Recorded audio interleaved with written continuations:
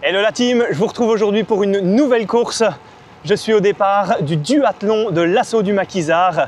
Duathlon, c'est-à-dire vélo de route, parcours de 74 km avec 2002 D+.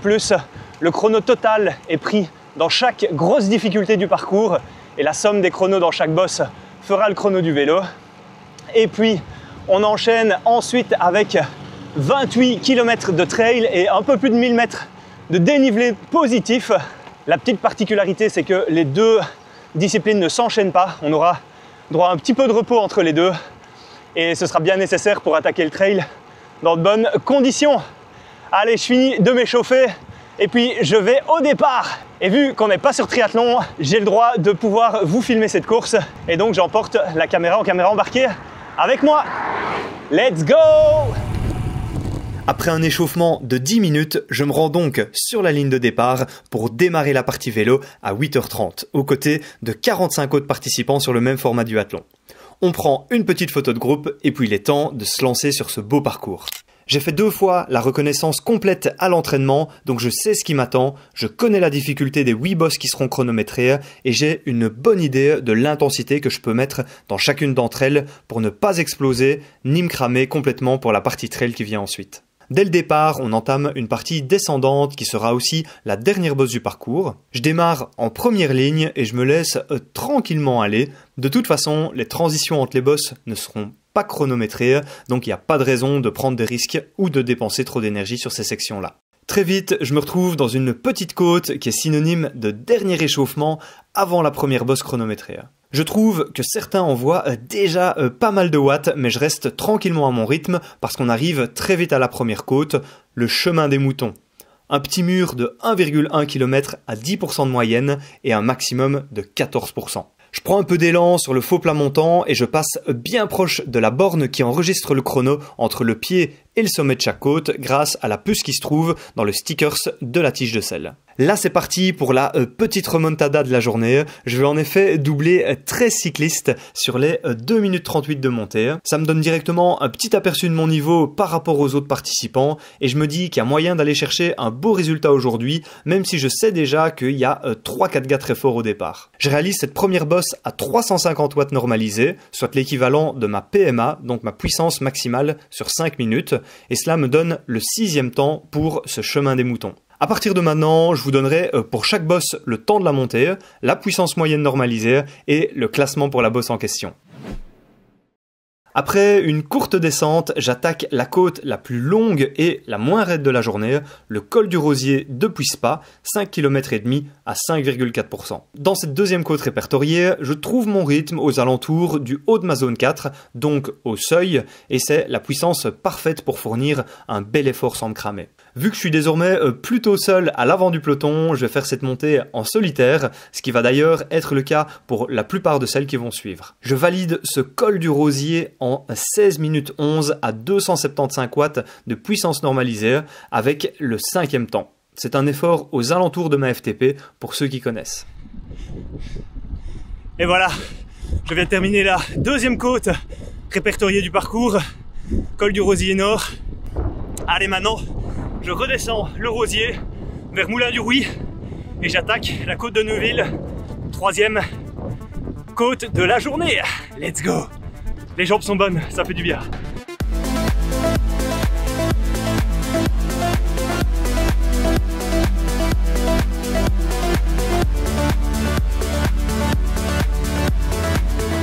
La côte de Neuville, c'est 3,1 km à 6,7% avec une première partie assez roulante et de plus gros pourcentages sur la fin. Comme pour le Rosier, je monte au seuil à 269 watts pendant 5 minutes avant d'augmenter l'intensité sur la dernière portion dans la forêt qui est plus raide.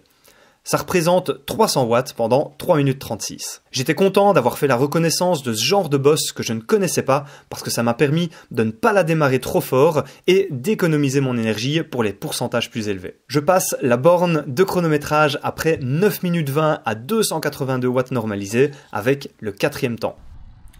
Ok, la côte de Neuville est faite. 3 sur 8, c'est tout bon ça. C'est drôle parce que je crois que je suis sur les premiers du parcours. Je suis parti 15-20e, mais j'ai repris tout le monde dans la première bosse. Et là finalement je crois que j'attends le mec derrière, histoire de papoter un peu dans les descentes et de récupérer très tranquillement. J'attaque maintenant l'enchaînement le plus difficile, du côte du Stokke et puis One Ranval, ça va être dur. Let's go! Après une quinzaine de minutes de descente et de récupération en tournant les jambes calmement, je traverse la ville de Stavlo avec ses pavés qui secouent pas mal et j'attaque la mythique côte du Stokke qu'empruntent les coureurs sur la doyenne de Liège-Bastogne-Liège. Pour ceux qui ne connaissent pas, le Stokke c'est un beau mur de 1 km à 12% avec un passage à plus de 18%. Puis il y a le reste de l'ascension mais qui n'est pas chronométré pour cette course. Je commence la montée dans la route Julien, mon binôme du jour, avant de me mettre à mon rythme. De toute façon, vu le braquet que j'ai et qui n'est pas du tout adapté à ce genre de côte, j'ai pas d'autre choix que d'envoyer les watts, sinon c'est pied à terre. Je fais donc la montée à bloc, je donne tout dans les forts pourcentages et j'arrive à la stèle d'Eddy Merckx après 4 minutes 40 à 336 watts. En comptant la prise d'élan au pied de la bosse, je réalise ma meilleure puissance sur 5 minutes en dehors d'un test PMA que j'avais fait l'an dernier sur le home trainer. C'est un bel effort dont je suis très satisfait en sachant qu'on est au milieu d'un parcours où j'ai déjà laissé quelques plumes dans les bosses précédentes. Cette belle montée me vaut le deuxième temps parmi les 45 participants, derrière le premier du jour qui est intouchable. Par contre, la côte n'est pas terminée, il y a encore plus d'1 km à 8% de moyenne où j'essaie tant bien que mal de retrouver mon souffle, ce qui est loin d'être évident quand ça continue de grimper. Une fois en haut, je profite de 5 minutes de descente pour récupérer, mais la difficulté c'est que la pente est trop raide et trop dangereuse pour pouvoir tourner les jambes, ce n'est clairement pas l'idéal entre deux efforts intenses. Parce que oui, j'arrive déjà au pied de la côte de One Ranval, 1,3 km à 10%. C'est dans cette 5e côte de la journée que je commence pour la première fois à ressentir de la fatigue dans les jambes, mais je sais qu'elle n'est pas trop longue, donc je fournis mon effort comme d'habitude, entre le seuil et la VO2 max. Au milieu de cette côte, là où les pourcentages sont les plus importants, je vois un tracteur qui occupe les 2 tiers de la route, donc je prie pour qu'aucune voiture n'arrive en face et m'oblige à m'arrêter.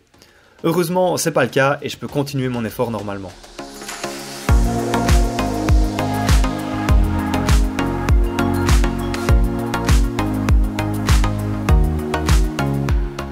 J'arrive au petit village de One après une montée de 5 minutes 47 à 302 watts, ce qui me donne le deuxième temps au classement. C'est là que se situe le premier ravitaillement du parcours, donc je vais en profiter pour m'arrêter et remplir mon bidon qui commence à être vide. J'ai essayé de ne pas partir le matin avec trop d'eau parce que c'est du poids en plus pour les bosses et donc j'ai calculé ce qu'il me fallait pour ne pas tomber à court non plus avant le ravito. On est à mi-course, au 35e kilomètre et je roule déjà depuis 1h30, avec l'enchaînement des difficultés, le temps passe super vite. Mais j'ai pas envie de traîner trop longtemps au ravito pour ne pas me refroidir, d'autant que la côte suivante aura les plus gros pourcentages de la journée.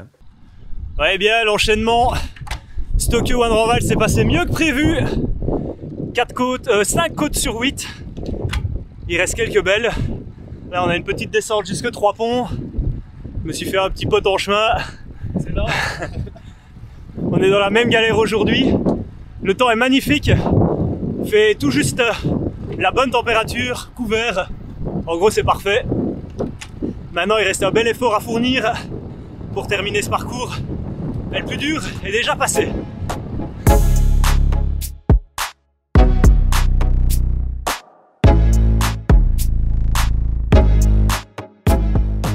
En effet, après la descente sur le village de Trois-Ponts, c'est là que la côte des Ézales nous attend.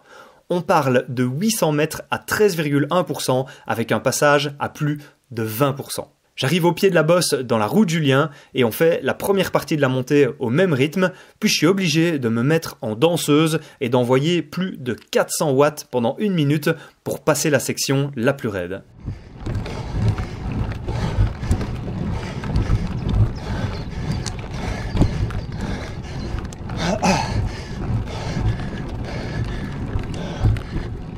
« 22%, ça pique, mais c'est la 3e fois en 1 mois que je monte cette côte, donc je commence à savoir ce que ça représente.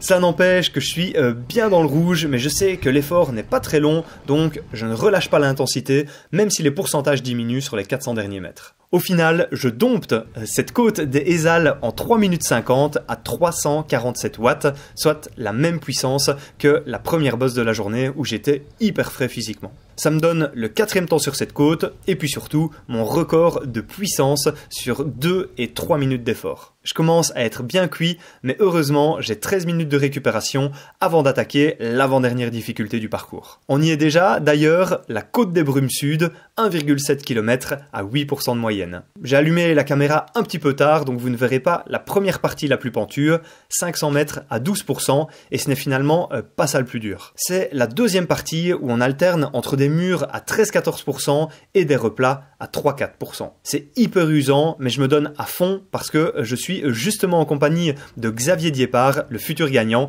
qui est très costaud dans chaque bosse. Il m'a dépassé tout au début de cette côte des Brumes, donc j'essaye de le garder en ligne de mire. Ce n'est malheureusement pas lui que je dépasse tout en haut, j'aurais bien aimé. Je passe la borne chronométrique après 6 minutes 15 à 302 watts de puissance normalisée, ce qui me vaut le 4e temps. À titre de comparaison, Xavier la monte en 5 minutes 39. Oh, mon des Brumes Sud fait 7 sur 8 de validé.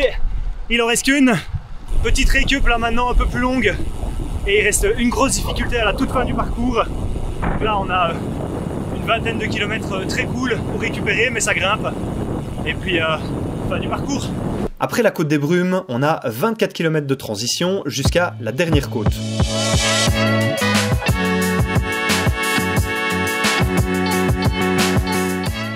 Kilomètre 60. On arrive à Stoumont. On va monter la Véquée qui n'est pas chronométrée, donc tranquille. Puis il reste le Haftet. Et on aura 2h30 de récup avant d'aller courir. La Véquée, c'est une bosse de 3 km à 6% que j'affectionne particulièrement. Je suis presque triste de ne pas pouvoir la monter à bloc. Donc à la place, on se retrouve en petit groupe de 4 pour faire ça tranquillement tout en papotant. Au pied du Haftet, dernier juge de paix de la journée, je retrouve Thibaut de mon club que vous commencez à bien connaître et qui va m'accompagner pour le kilomètre 700 restant à 5,4%. C'est la côte la plus facile de la journée, donc je vais la monter à un bon rythme, mais sans m'enflammer non plus parce que je commence surtout à penser aux 28 km de trail qui suivront et je me dis que c'est pas 10 secondes de gagner sur une bosse qui feront une énorme différence. Le Haftet, c'est néanmoins un effort de 5 minutes à 286 watts pour le 3e temps. Je termine la partie vélo en 3h13 avec une puissance moyenne de 155 watts et une puissance moyenne normalisée de 226 watts. La puissance normalisée prend en compte les variations d'intensité qui sont plus exigeantes pour le corps qu'une puissance constante et elle donne donc une estimation plus précise de l'effort fourni. Une fois que je franchis la ligne d'arrivée, je ne m'arrête pas et je reste encore un peu sur le vélo pour faire un petit retour au calme de quelques minutes avant d'aller me doucher, me changer, manger et profiter du temps qui me reste pour me reposer. Bon voilà, je vous retrouve, je suis prêt à attaquer la partie trail. Alors malheureusement j'ai perdu ma caméra embarquée à la fin du vélo, elle s'est déclipsée dans la dernière descente. J'ai essayé d'aller la récupérer mais elle est bien cachée dans les fourrés, donc ce sera mission de recherche demain dimanche. Donc aujourd'hui d'abord c'est focus là maintenant sur le trail qui arrive. Je suis actuellement 3e au classement général après la partie vélo, sauf que les écarts ils sont minimes sur les 10-15 premiers, donc finalement tout va se jouer ici maintenant sur le trail. Je suis prêt, il va faire chaud, alors il fait pas caniculaire non plus, mais je pense que après avoir déjà fait un gros vélo plus 3 heures ici de trail, bon bah ça va bien piquer. L'hydratation va être hyper importante et puis la gestion ici des 2 heures qui viennent de passer, elle était importante aussi. Je me sens bien, je sens que évidemment les cuisses sont déjà bien fatiguées. Il va falloir être prudent sur la gestion de la course à pied, ne pas s'enflammer quitte à finir fort si jamais j'en ai les capacités. Ça c'est ce que je me souhaite. Le départ a lieu dans un quart d'heure, là je finis de me reposer. Tout est prêt, les flasques sont bien remplies, il y aura un ravitaillement au 8e en eau et puis un vrai ravitaillement au 20e kilomètre et donc à partir du 20e il ne restera plus que 10 petits kilomètres. Voilà, je pense que tout est dit, là maintenant il n'y a plus qu'à envoyer, à donner le meilleur de soi-même et espérer ne pas avoir des crampes partout si possible. Petit spoiler, je vais bel et bien avoir des crampes. Mais pas tout de suite, d'abord on se place sur la ligne de départ et puis c'est parti pour le trail, bien encouragé par des copains de club qui sont venus à vélo pour me soutenir. Les 3 premiers kilomètres de descente vont filer à une bonne allure, puis c'est l'enchaînement des montées et des descentes qui va rythmer les 3 heures qui suivent. Je me retrouve justement avec Julien, avec qui j'ai fait tout le vélo, et Thomas, un autre pote qui participe au format duathlon. Les jambes répondent bien, mais dès les premières difficultés, la réalité va vite me rattraper. Kilomètre 7. On avait sous-estimé les efforts du vélo avant. En comparaison avec un trail classique, je ressens directement la fatigue du vélo, mais je n'ai pas trop envie de ralentir parce que l'espoir d'un podium est toujours présent. Au 8e kilomètre, je vais prendre le temps de remplir une de mes flasques que j'ai déjà vidée.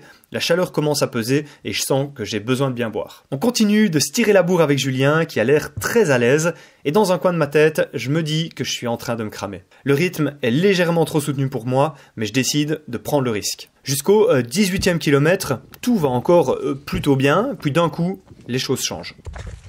Kilomètre 19. Oh purée que ça commence à être dur. Début de petite crampe au fessier. On gère l'allure. On voit ce que ça donne kilomètre après kilomètre. Ça va? Ouais. Ça se passe bien? Ouais, c'est dur. Bah oui, j'imagine. On tient bon. Allez. Allez, à toutes. Courage. Merci mon cœur. Après le ravito du 20e, j'ai le sourire quand je vois madame pour la première fois et je reste optimiste. Mais seulement 1 kilomètre plus loin, c'est déjà plus la même histoire. Un début de crampe aux adducteurs m'empêche totalement de relancer sur le plat. Mentalement, c'est dur, le podium n'est plus possible et je sais que les 7 derniers kilomètres avec 362 D+, vont être compliqués. Je termine en gérant les crampes comme je peux en alternant la course et la marche. Voilà, j'arrive. Oh, je suis cuit depuis le 22e. Moi qui espérais finir fort, c'est finalement tout l'inverse. C'est une journée pleine d'enseignements et d'apprentissage pour la suite.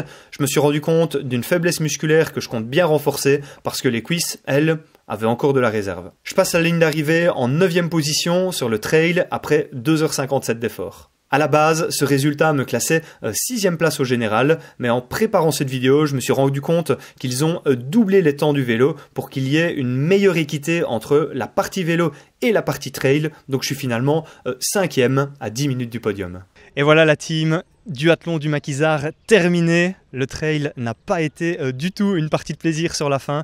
On va dire que j'ai un peu explosé à partir du 21e, 22e kilomètre. Je commence à avoir des grosses crampes aux adducteurs qui ne m'ont pas permis de pouvoir terminer à fond. Il y avait de la concurrence aujourd'hui, ce qui fait que ma 3e belle place prise sur le vélo, j'ai un peu dégringolé dans le classement. Alors je suis très content, je venais ici vraiment pour découvrir un nouvel enchaînement vélo-trail. Je ne suis pas déçu, j'ai passé une toute belle journée, il y avait une trop belle ambiance. Mais par contre, ouais, j'en ai bavé. Ça montre clairement que le trail, faut se préparer spécifiquement à ce genre d'effort et je n'étais pas prêt pour un trail de 30 km. Pourquoi pas 15-20 ? 30 c'était un peu trop, il faudra travailler ça davantage la prochaine fois. Je pense aussi avoir fait une petite erreur avec le vélo. J'ai pas adapté ma cassette suffisamment et donc j'ai passé beaucoup de bosses un peu trop en force. Alors les watts étaient bonnes, mais par contre je faisais pas ça en cadence et je pense que ça m'a joué un peu des tours sur la course à pied derrière avec l'arrivée de ces crampes. Mais dans l'ensemble, je suis pas déçu, je suis super content. C'était une trop belle expérience que je réitérerai avec grand plaisir parce que c'est une course locale, je suis juste à côté de la maison. C'était tout bon et bravo à Xavier qui a surclassé toute la concurrence. Et puis j'ai fait de belles rencontres aussi pendant la course. Julien avec qui j'ai fait finalement tout le vélo et pratiquement tout le trail et puis qui m'a mis une mine sur les 10 derniers kilomètres. Mais c'était trop cool de pouvoir partager cette course-là avec quelqu'un que je ne connaissais pas à la base. Et puis maintenant on déroule pour la suite de la saison avec à venir le distance olympique de la Salme. Donc effort un peu différent de ce que j'ai fait aujourd'hui, mais j'ai hâte d'y être. Je vous retrouve très bientôt avec une patate d'enfer. Ciao ciao.